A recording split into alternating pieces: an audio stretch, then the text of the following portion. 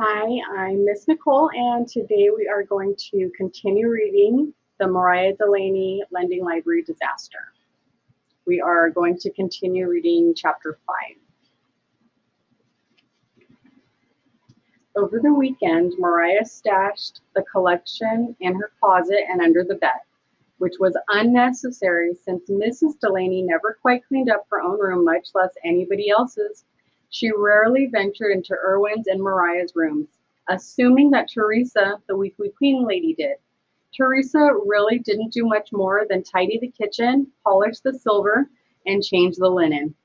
At any rate, everything was going according to plan. Mariah had finished both the cards and the card catalog by Sunday night. She really loved her card catalog.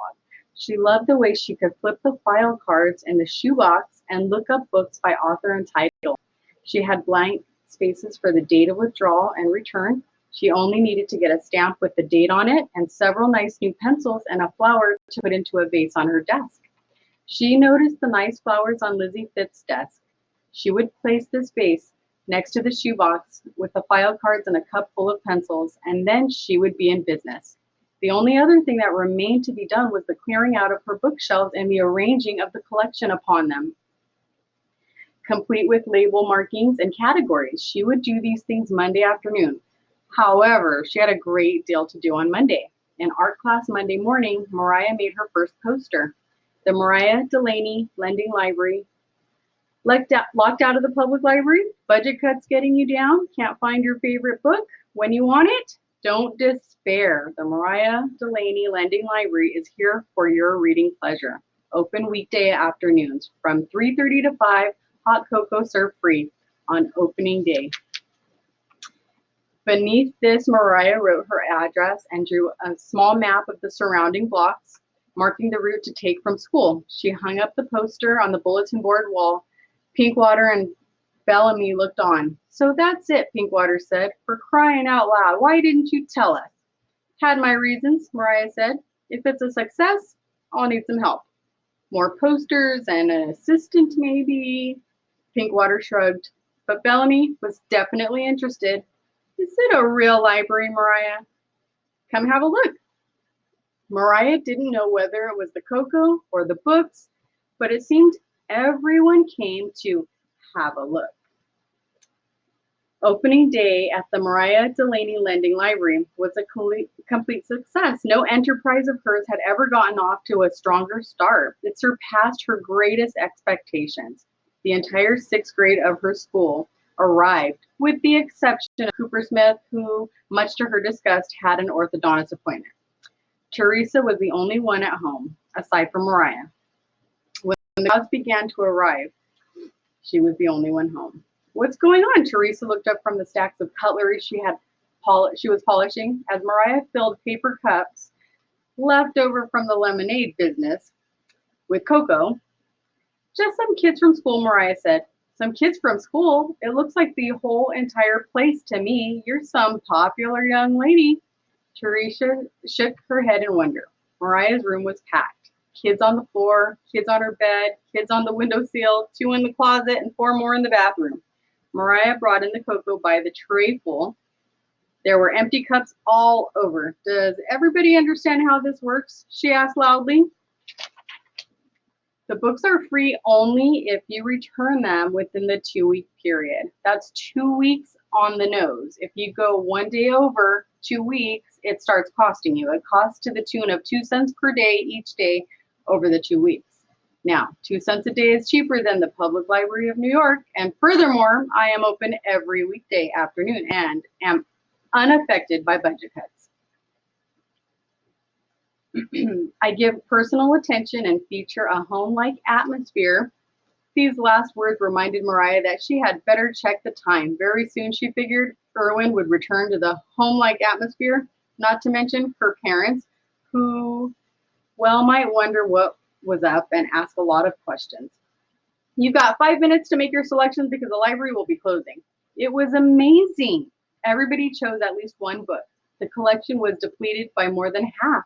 Mariah sat at her desk with the shoebox in front of her and a vase with a daisy in it just to the side, and she wrote out file cards and stamped the date on them and made up duplicates and stamped and filed and smiled at her customers.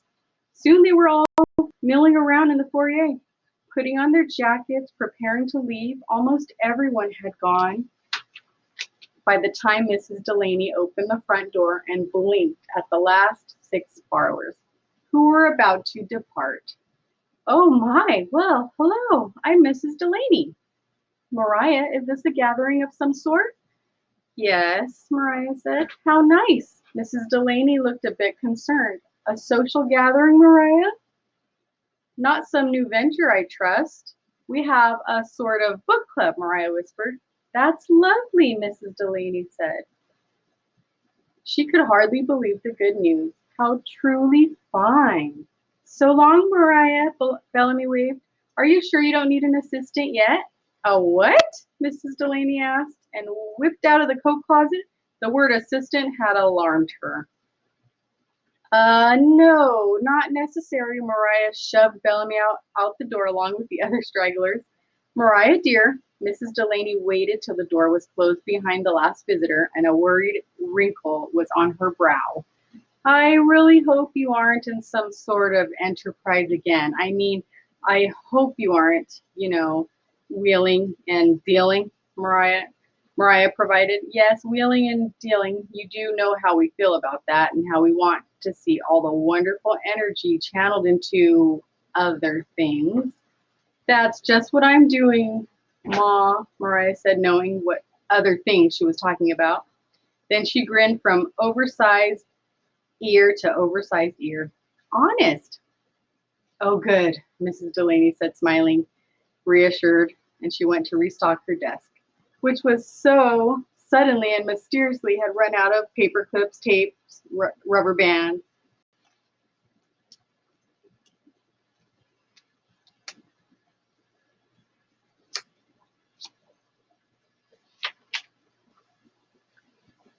So this is the beginning of chapter 6.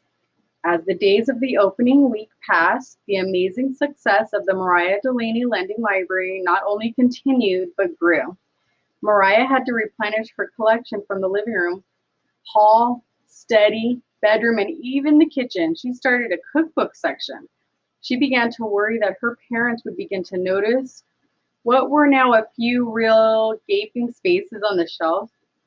She filled them in as best she could from the stacks on the floor. Once in a while, she wondered if what she was doing was dishonest, since she did it in a secretive way. As far as her parents were concerned, it was secretive. However, she decided she was not dishonest because she was not taking anything. She was merely borrowing. She was simply utilizing a natural resource in the Delany apartment. She had also decided that when the money started to come in, she would give her parents a percentage, perhaps in the form of a gift. At the moment of presenting the gift, she would very carefully tell them what she had been doing. And in the meantime, even without Coco, the library was a would-be gold mine. Every day, borrowers came not only from the 6th grade, but from the 5th and even 7th and 8th grade. In order to satisfy the older group, Mariah dipped into her parents' collection of sexy books and even made that a category, sexy books. In this, she included novels as well as works of anatomy. With a key to the good pages, she took Pinkwater on as an assistant because Pinkwater was a terrific reader and very good at finding specific chapters in books for interested borrowers. Bellamy helped out with the growing card system, and poor little Levine came up one day nearly crying to be let in on it, bearing half the profits from the plant business as a peace offering. Mariah told her she would think it over. Mariah was a very cool operator. "Mariah," Mrs. Delany said at supper on Thursday evening of the first brilliantly successful week, "every day when I come home, there are 6 or 7 children just leaving, and they are all so businesslike. I mean, it doesn't strike me as if you've been having a date or a meeting or anything. It's as if," she paused, looking upset, "it's as if you were back in business. What I mean to say, Mariah dear, is I hope that you truly are trying at school, as you said you would, and are not all distracted again. I have a conference next week with Mrs. Dermott, your teacher, but I have always said that I knew as much as I needed to know by observing closely on the home front. Moments like this, Mariah had to respect her mother for what struck her as weird psychic powers. Mrs. Delany, for all her near blindness and bookishness, had these flashes of intuition which set Mariah back several paces and made her sweat. She felt somewhat guilty and had a strong impulse to sit down on her mother's lap and tell her everything. Having a success wasn't much fun if you couldn't share it. But she stopped herself from spilling the beans. This was not the right time, and to tell her parents at the wrong time would get her into nothing but trouble. It would also run the risk of closing down the most ingenious enterprise she'd ever dreamed of. A risk she could not take, not now. So she sucked in her cheeks and bit her tongue and sweated as if Mr. Delany gave her a sharp look and exchanged a heavy glance with his wife. Mariah, what's cooking? Nothing. She felt a new pulse in her forehead and wondered if it would show. Nothing. Are you suddenly wildly popular? Why are these groups of kids around every day? It's a club. What sort of club? Book? The magic word. Ah. Both Delaney's shelved their misgivings at the sound of that magic word. Dessert was served. Mr. Delany tasted his pudding. Gertrude, the pudding is strange. I had to put it together from memory, dear. That's why it's a little different. Really? I went to look up my recipe and best desserts of the world, and I couldn't find the book. I looked all over for it. It's one of my favorites. And I know I didn't lend it to anyone. I never even let it out of the kitchen. Odd.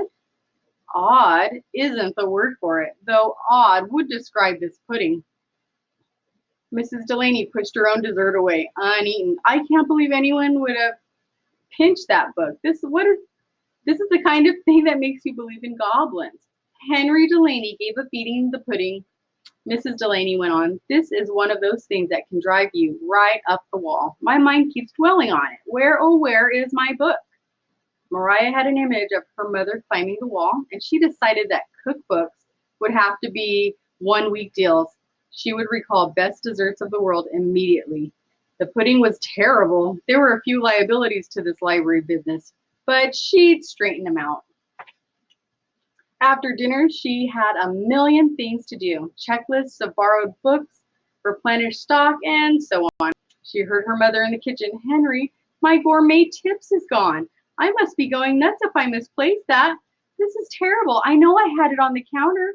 Mariah closed her door and chewed on a fingernail. She had not thought of the possibility of what was happening now. She figured she had to screw up her courage and tell them. Even if she jeopardized everything, she cast a farewell look at her beloved shoebox full of cards, and opened the door. Henry, the puff pastry made easy cookbook is gone too. If I find out who's really responsible for this, I'll murder him. Mariah closed the door and fell on her bed. She could see now that success was sometimes a lonely and complicated thing. We're going to leave it here, the end of chapter 6. Until next time.